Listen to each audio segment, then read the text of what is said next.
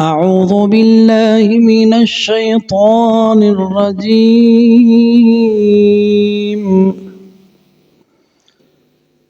بسم الله الرحمن الرحيم. وقلنا يا آدم اسكن أنت وزوجك الجنة وكلا منها رغدا حيث شئتما ولا تقربا هذه الشجرة فتكونا من الظالمين. فأزلهما الشيطان عنها فأخرجهما مما كانا فيه وقلنا اهبطوا بعضكم لبعض عدو ولكم في الأرض مستقر ومتاع إلى حين. فتلقى آدم من ربه كلمات فتاب عليه إنه هو التواب الرحيم.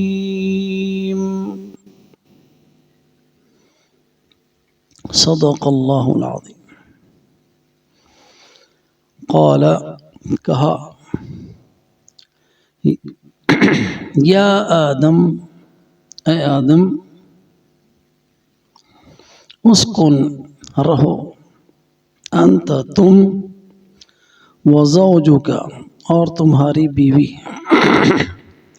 الجنہ جنت میں وکولا اور تم دونوں کھاؤ منہا اس جنت میں سے رغدن کھلا حیث شئتما جہاں سے بھی تم چاہو ولا تقربا اور نہ جانا تم دونوں قریب بھی ہذہ الشجرہ اس درخت کے فتکونا پس تم دونوں ہو جاؤ گے من الظالمین ظالموں میں سے. فأزلہما الشیطان پس پھسلا دیا شیطان نے عنہا اس سے فأخرجہما پس نکال دیا ان دونوں کو مما اس میں سے کانا فیہ جس میں وہ تھے وقلنا اور ہم نے کہا اہبطوا اتر جاؤ بعضکم تمہارا بعض لبعض بعض کا عدو دشمن ہے وَلَكُمْ اور تمہارے لیے فی الارض زمین میں مستقر ٹھکانہ ہے ومتاع اور سامان ہے الی حین ایک وقت مقررہ تک. فتلقى پس آدم علیہ السلام نے حاصل کیے من ربہ اپنے رب سے کلمات فتاب علیہ پس اللہ سبحانہ وتعالی نے اس کی توبہ کو قبول کیا انہو بے شک وہ هو التواب وہی توبہ قبول کرنے والا الرحیم رحم فرمانے والا. ان آیات کی تفسیر کو دیکھتے ہیں.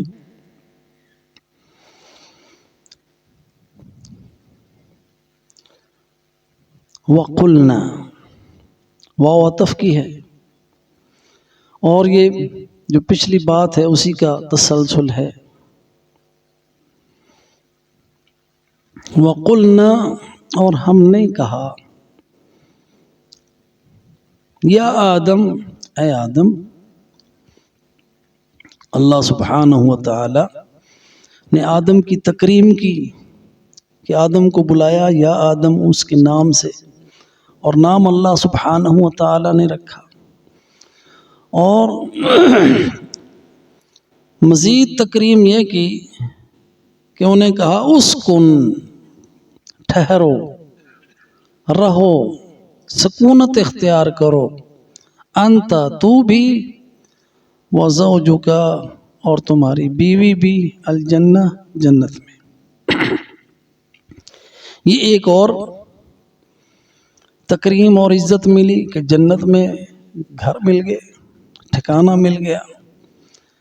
اس سے پہلے اللہ سبحانہ و تعالی نے آدم علیہ السلام کی جو تکریم ہے اس میں دیکھیں کتنے حوالے ہیں۔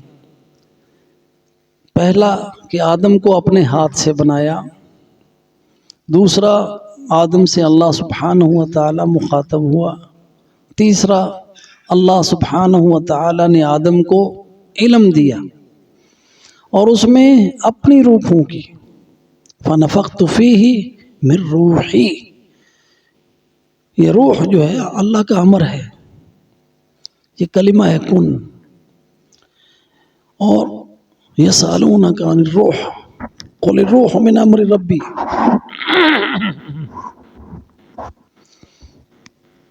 آپ سے روح کے بارے میں پوچھتے ہیں، ان کو بتائیے میرے رب کا امر ہے۔ تو اللہ سبحانہ و تعالی نے مزید تکریم یہ کی کہ فرشتوں کے سامنے حضرت آدم علیہ السلام کے علم کا اظہار کیا، اور وہ حضرت آدم علیہ السلام کے سامنے لا علم ٹھہرے، جیسا کہ انہوں نے اقرار کیا لا علم لنا، ہمیں علم نہیں۔ تو علم کی وجہ سے حضرت آدم علیہ السلام کی تکریم فرشتوں پر، ان کی فضیلت ان کی ہوئی۔ اور اب ایک اور فضیلت کہ اللہ سبحانہ و تعالی نے ان کو جنت میں ٹھکانہ دیا۔ اسکن، یہ لفظ ہے، یا آدم اسکن، اے آدم تم رہو، امر ہے اس میں، سکونت اختیار کرو، یعنی وہ تمہارے لیے جائے قرار ہے، ٹھہرنے کی جگہ ہے۔ اور وہ جنت وہ مقام تھی جہاں سے ابلیس کو نکالا گیا اللہ کی نافرمانی کی وجہ سے، اس لیے اس کی عداوت اور دشمنی میں اضافہ ہو گیا کہ وہاں سے ابلیس کو نکالا اور آدم علیہ السلام کو ٹھہرایا۔ اسی طرح خلیفہ پہلے جن تھے، اب آدم، تو اب اس کو اور زیادہ جو عزت ملتی ہے نا، تو جو حاسدین ہوتے ہیں اور زیادہ جلتے ہیں کہ یہ اونچا سے اونچا ہی جا رہا ہے، ان کی عداوت میں، دشمنی میں اضافہ ہوتا چلا جاتا ہے۔ تو اسی طرح جو شیطان تھا ابلیس، اس کی عداوت اور دشمنی میں اضافہ ہوتا گیا، اور اللہ سبحانہ و تعالی نے آدم کو خبردار کر دیا کہ یہ تمہارا دشمن ہے، انہ لکم عدو مبین، واضح دشمن ہے۔ تو اللہ سبحانہ و تعالی نے آدم علیہ السلام سے کہا اسکن انت وزوجک، اور تمہاری بیوی۔ اس سے پہلے زوجہ کا ذکر نہیں آیا کہ آدم کی بیوی بھی تھی، اس آیت میں آیا اسکن انت وزوجک۔ زوج عربی میں خاوند کو بھی کہتے ہیں، بیوی کو بھی کہتے ہیں۔ مرد عورت کے لیے زوج ہے اور عورت مرد کے لیے زوج ہے۔ زوج کا معنی جوڑا ہوتا ہے اصل میں، اس لیے کہا زوجک۔ عربی میں زوجتو جو لفظ ہے نا وہ کم ہی استعمال ہوتا ہے، زوجہ بیوی کے لیے ہوتے ہیں، لیکن بیوی کو بھی زوج ہی کہا، انت و زوجک، تم اور تمہارا زوج، تمہارا جوڑا، یعنی تمہاری بیوی جنت میں رہو۔ اور وہ بیوی آپ کو معلوم ہے کہ وہ ان کا نام حوا، اور حوا اس لیے رکھا گیا نام کہ وہ نکالی گئیں زندہ چیز سے۔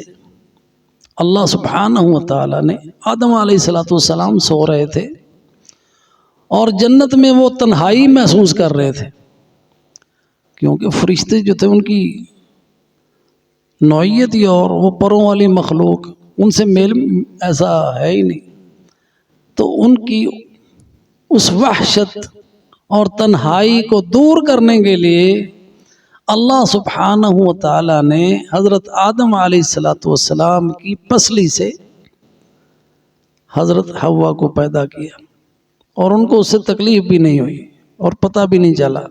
نیند سے بیدار ہوئے تو آپ کی زوجہ آپ کے پاس تھی، حوا آدم کے پاس۔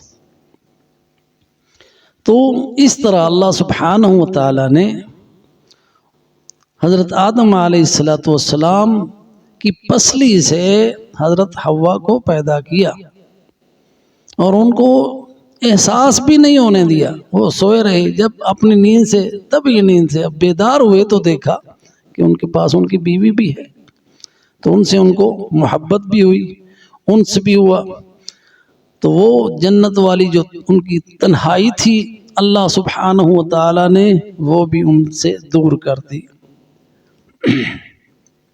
اس لیے اب یہاں پہ ایک اور بات ہے کہ اللہ تعالیٰ نے عورت کو مرد کی پسلی سے پیدا کیا ہے۔ اب ایک قدرت اللہ تعالیٰ کی دیکھیں، اللہ ہر چیز پر قادر ہے نا۔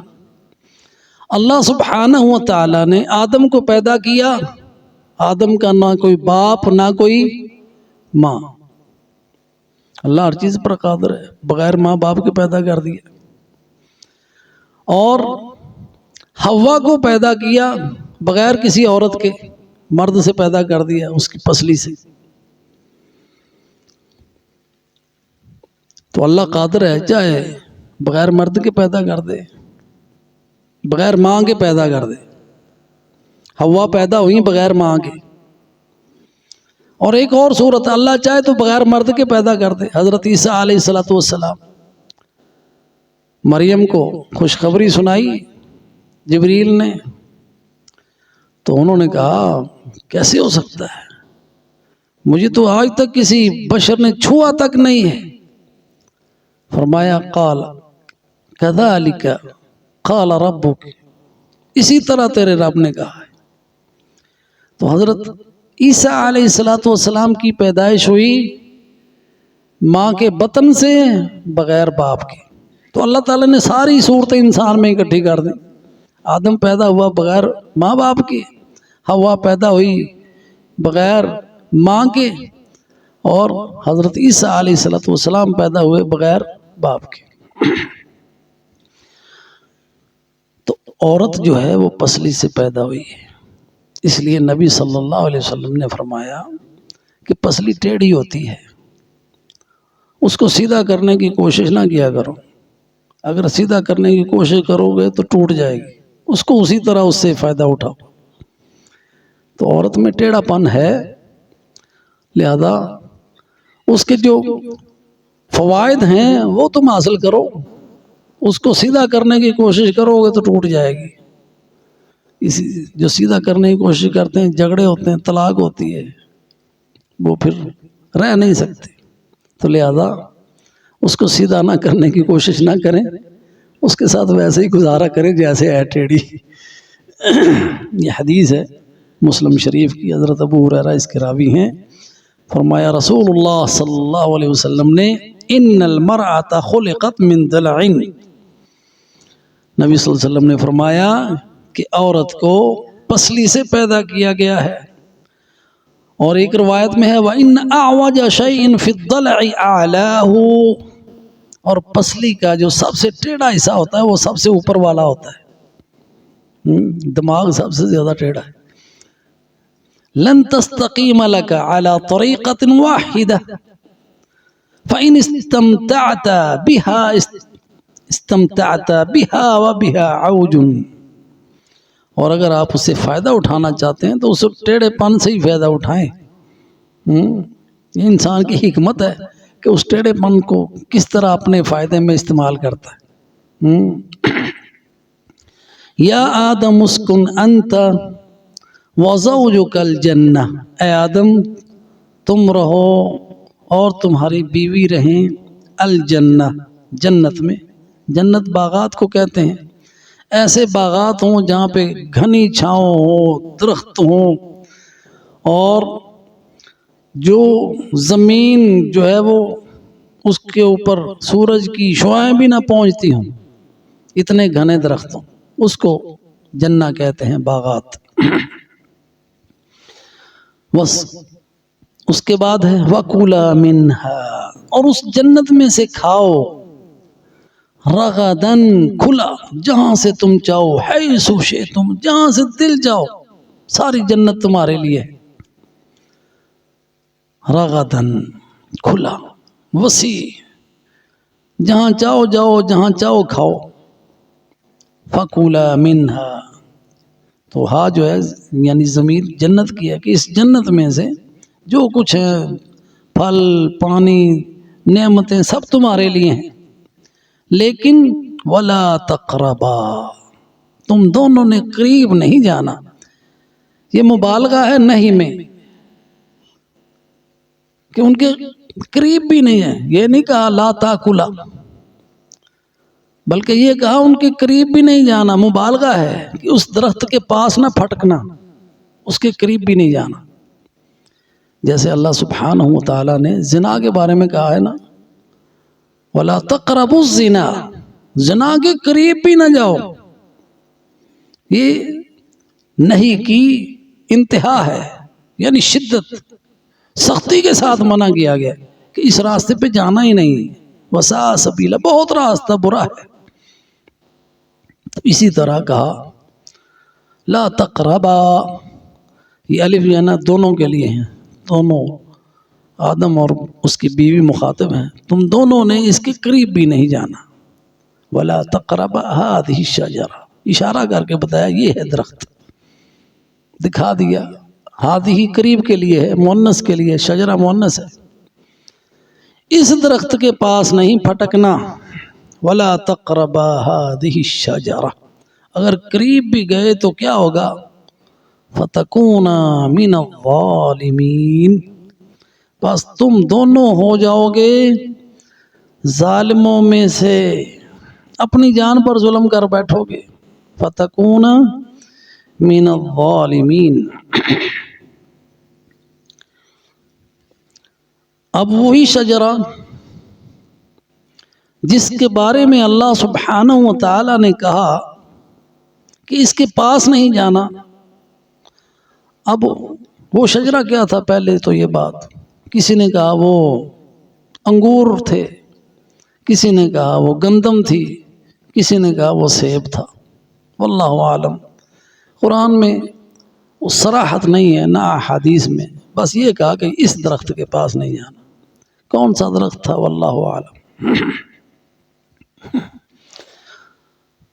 فتکون من الظالمین، تو پس اگر اس کے قریب بھی گئے تو تم دونوں ہو جاؤ گے ظالموں میں سے، یعنی اللہ کا حکم ہے، اس کی نافرمانی ہو جائے گی، تم معصیت کا ارتکاب کر بیٹھو گے، یہ گناہ ہو جائے گا، اللہ نے روکا ہے اس کام سے، تم وہ کرو گے تو اپنی جان پر ظلم کرو گے، اللہ کا کچھ نقصان نہیں کرو گے۔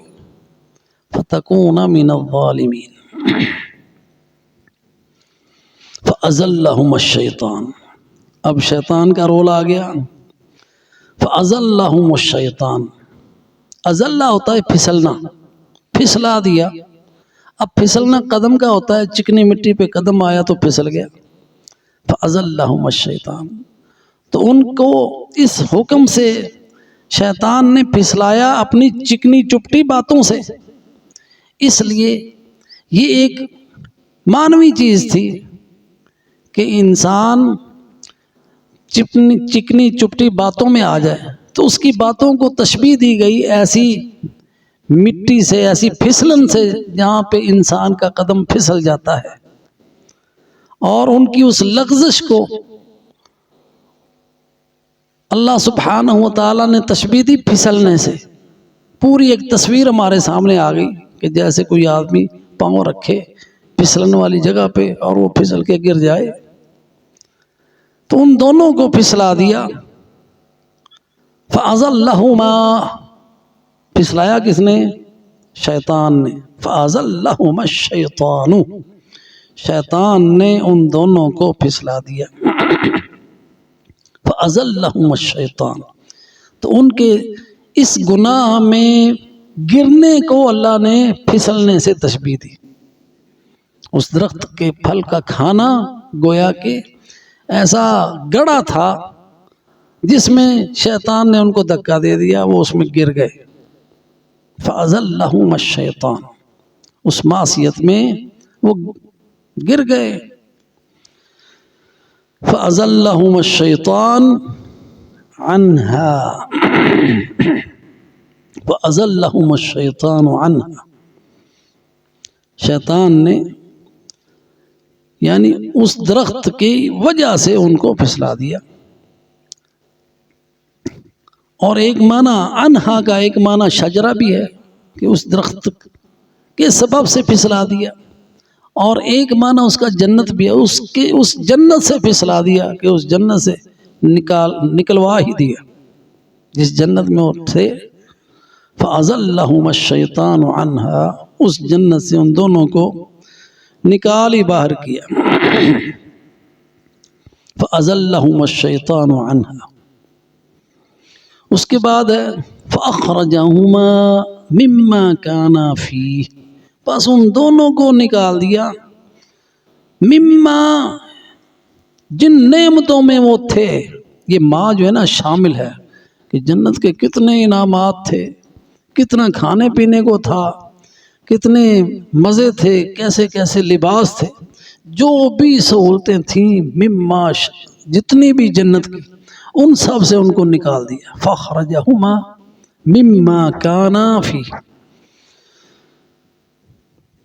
تو یہاں پہ اب درخت کا کھانا تھا۔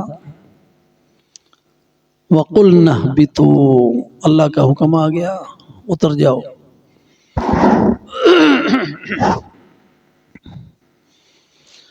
سورہ بقرہ جو ہے یہ انسان کی کس طرح حفاظت کرتی ہے شیطان سے، کہ یہ علم دے رہی ہے کہ شیطان کیسے کیسے پھسلاتا ہے۔ تو جنت سے کیسے اس نے پھسلایا، اس میں پورا واقعہ موجود ہے، آگے اس کی تفصیلات بھی آئیں گی کہ کس طرح اس نے قسمیں کھا کھا کے یقین دلایا آدم کو کہ میں تمہارا بہت ہی ہمدرد ہوں۔ دیکھیں اس کی دشمنی کیسے، دشمن ہے اور ہمدرد بن کے آ رہا ہے نا، کیسی باریک چال اس کی، اور قسمیں کھا رہا ہے اللہ کی۔ اور آدم علیہ السلام سوچ بھی نہیں سکتے تھے کہ کوئی اللہ کی قسم کھا سکتا ہے جھوٹی، ان کے وہم و گمان میں یہ بات نہ تھی، اس لیے اس کی بات پہ یقین کر لیا، اور بھول ہی گئے کہ اللہ نے حکم کیا دیا تھا کہ وَلَا تَقْرَبَا هَٰذِهِ الشَّجَرَةَ۔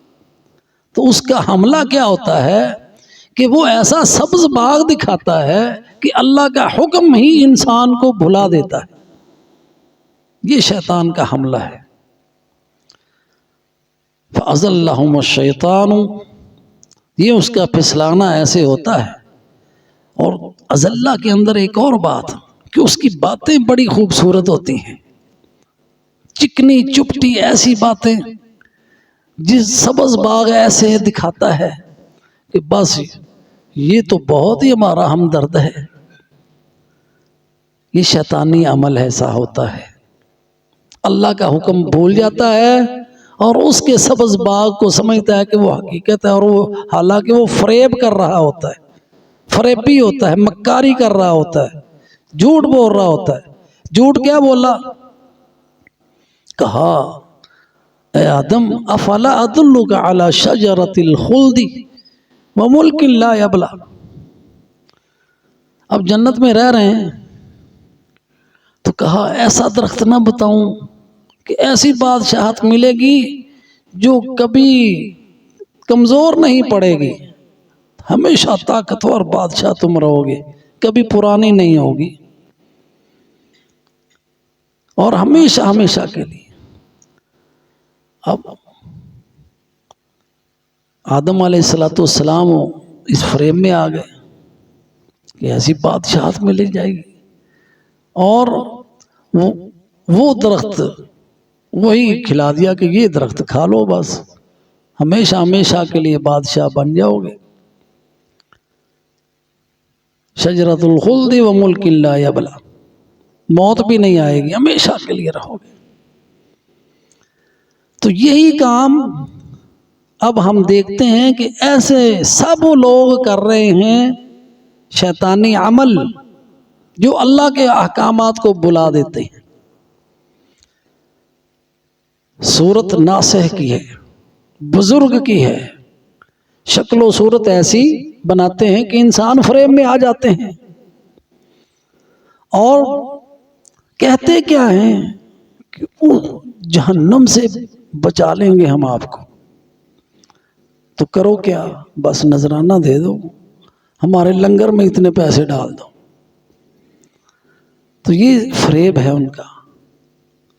تو جب پہنچ جائیں گے نا ادھر جہنم میں، پھر وہ کہیں گے او تم نے ہمیں گمراہ کیا تھا، اللہ انہوں نے گمراہ کیا تھا، ان کو دگنا عذاب دے۔ تو ان کو دگنا عذاب ہی ہے، لیکن سب جہنم میں جل رہے ہوں گے اس لیے کہ اللہ کے حکم بول گئے، اللہ کی بات پر یقین نہیں کیا۔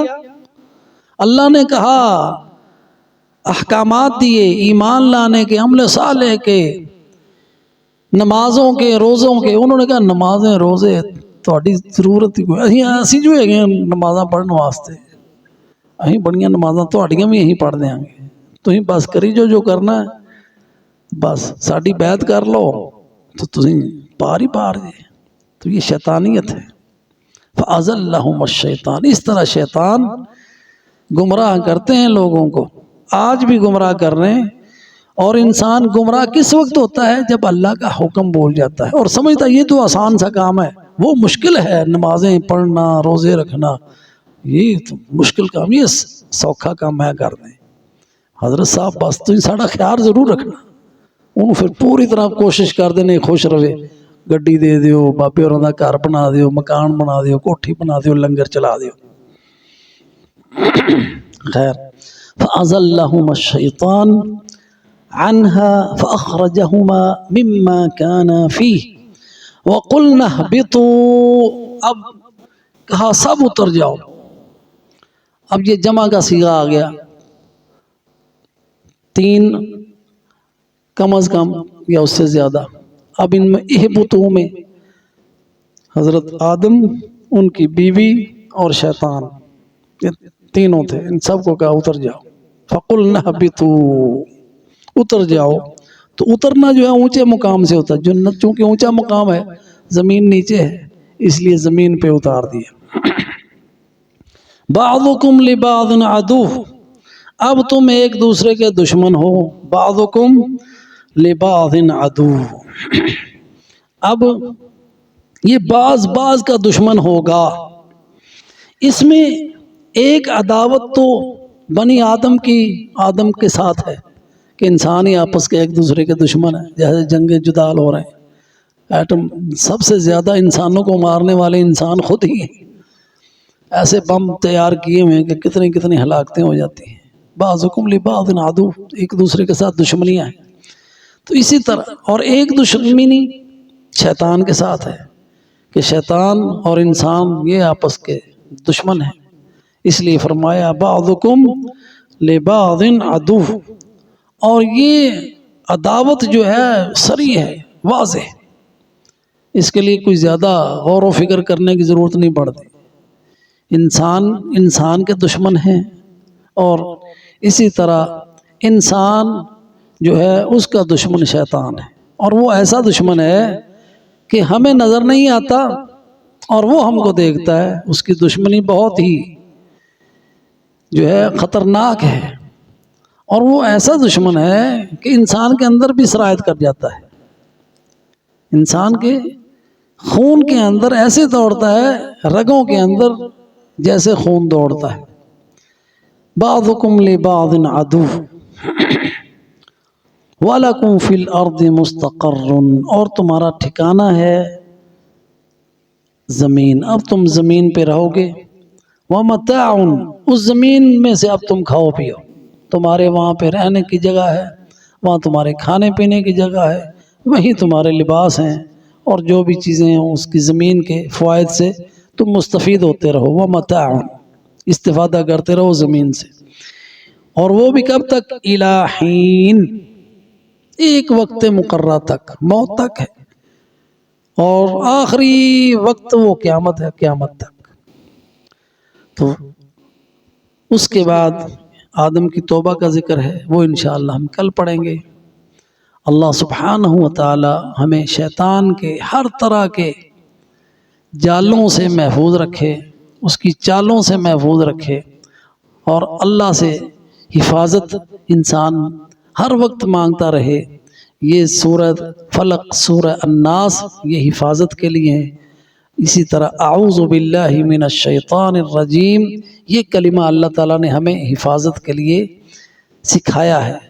تو اللہ کا ذکر اللہ تعالیٰ نے ہمیں ایسا دیا ہے کہ وہ اللہ کا ذکر ہمارے لیے قلعہ ہے، جو ہم اس دشمن سے محفوظ رہ سکتے ہیں. اس لیے زیادہ سے زیادہ اللہ کا ذکر کریں تاکہ شیطان کے شر سے محفوظ رہیں. وآخر دعوانا ان الحمد للہ رب العالمین.